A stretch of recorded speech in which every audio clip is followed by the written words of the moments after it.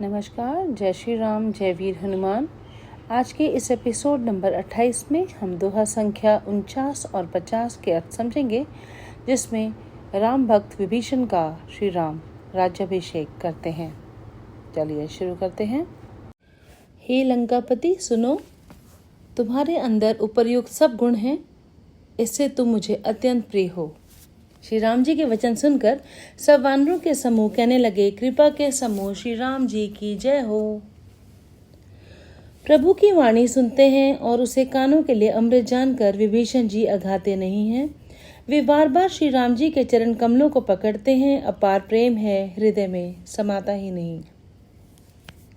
विभीषण जी ने कहा, हे देव, हे चराचर जगत के स्वामी, हे शरणागत के रक्षक, हे सबके हृदय के भीतर की जानने वाले, सुनिए, मेरे हृदय में पहले कुछ वासना थी, वह प्रभु के चरणों की प्रीति रूपी नदी में बह गई। अब तो हे कृपालु, शिव जी के मन को सदैव प्रिय लगने वाली अपनी पवित्र भक्ति मुझे दीजिए। ऐसा ही हो कहकर श्री राम जी तुरंत ही समुद्र का जल मांगते हैं और कहते हैं, हे सखा, यद्यपि तुम्हारी इच्छा नहीं है, पर जगत में मेरा दर्शन अमोघ है, वह निष्फल नहीं जाता। ऐसा कहकर श्री राम जी ने उनको राज तिलक कर दिया और आकाश से पुष्पों की अपार वृष्टि हुई। श्री राम जी ने रावण के क्रोध रूपी अग्नि में, जो विभीषण की श्वास रूपी पवन से प्रचंड हो रही थी, जलते हुए विभीषण को बचा लिया और उसे अखंड राज दिया। शिव जी ने जो संपत्ति रावण को 10 सिरों की बलि देने पर दी थी, वही संपत्ति श्री रघुनाथ जी ने विभीषण को बहुत सकुचाते हुए दी। ऐसे परम कृपालु प्रभु को छोड़कर जो मनुष्य दूसरों को भजते हैं, वे बिना सींग पूंछ के पशु हैं। अपना सेवक जानकर विभीषण को श्री राम जी ने अपना लिया। प्रभु का स्वभाव वानर कुल के मन को बहुत भाया। फिर सब कुछ जानने वाले, सबके हृदय में बसने वाले, सर्वरूप सब रूपों में प्रकट, सबसे रहित, उदासीन, भक्तों पर कृपा करने के लिए मनुष्य बने हुए तथा राक्षसों के कुल का नाश करने वाले श्री राम जी नीति की रक्षा करने वाले वचन बोले। हे वीर वानर राज सुग्रीव और लंकापति विभीषण, सुनो, इस गहरे समुद्र को किस प्रकार पार किया जाए। अनेक जाति के मगर, सांप और मछलियों से भरा हुआ यह अत्यंत अथाह समुद्र पार करने में सब प्रकार से कठिन है। विभीषण जी ने कहा, हे रघुनाथ जी, सुनिए, यद्यपि आपका एक बाण ही करोड़ों समुद्रों को सोखने वाला है, सुखा सकता है, तथापि नीति ऐसी कही गई है कि पहले जाकर समुद्र से प्रार्थना की जाए। हे प्रभु, समुद्र आपके कुल में बड़े हैं, वे विचार कर उपाय बतला देंगे। तब रीछ और वानरों की सारी सेना बिना ही परिश्रम के समुद्र के पार उतर जाएगी। आपने घर का भेदी लंका ढाए कहावत जरूर सुनी होगी। रावण के भाई विभीषण के लिए ये कहावत कही गई है। भले ही ये कहावत रावण को छोड़कर राम का साथ देने के लिए विभीषण पर गढ़ी गई, लेकिन देश में एक ऐसी जगह है जहां विभीषण को राम का भक्त मानकर पूजा जाता है। इसी मंदिर में होलिका दहन के लिए हिरण्यकश्यप के पुतले का भी दहन किया जाता है। ये स्थान है कोटा के कैथून कस्बे में।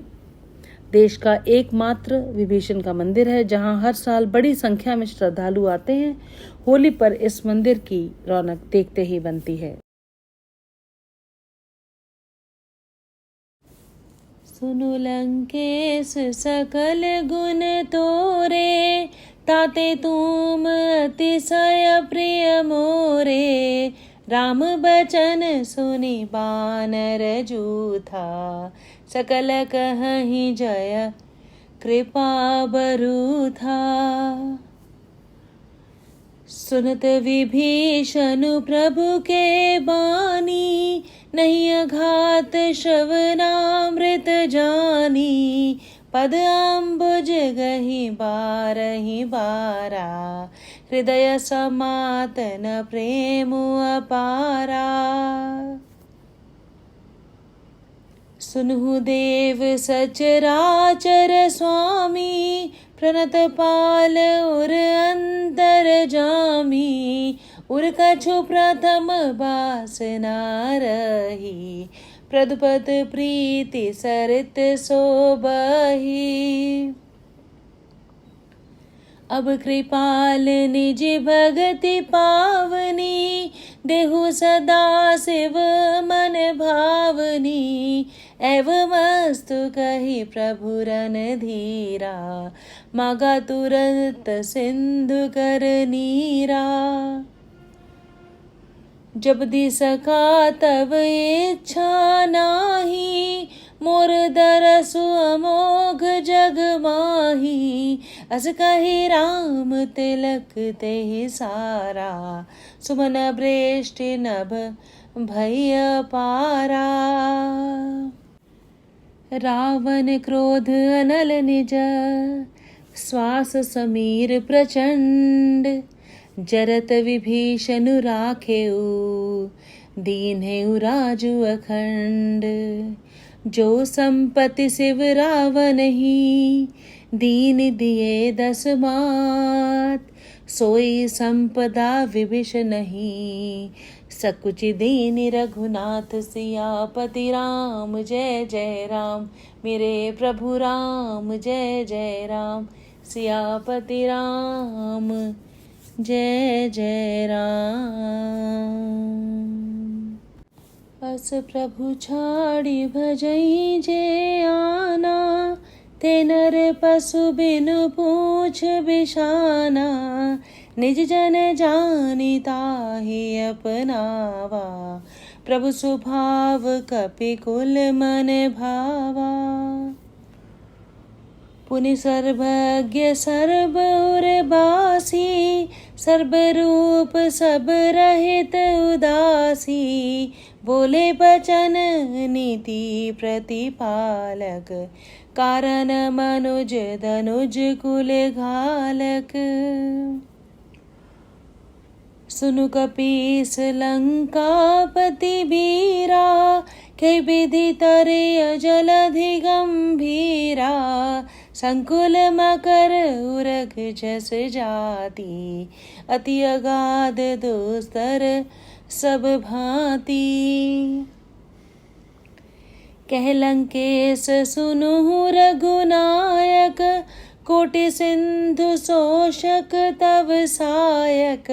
जदपि तदपि नीति असि गाई, विनय करिय सागर सन जाई।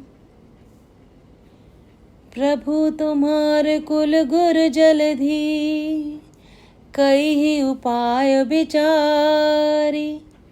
बिनु प्रयास सागर तरही, सकल भालु कपिधारी। सियापति राम जय जय राम, मेरे प्रभु राम जय जय राम। सियापति राम जय जय राम। जय श्री राम, जय वीर हनुमान।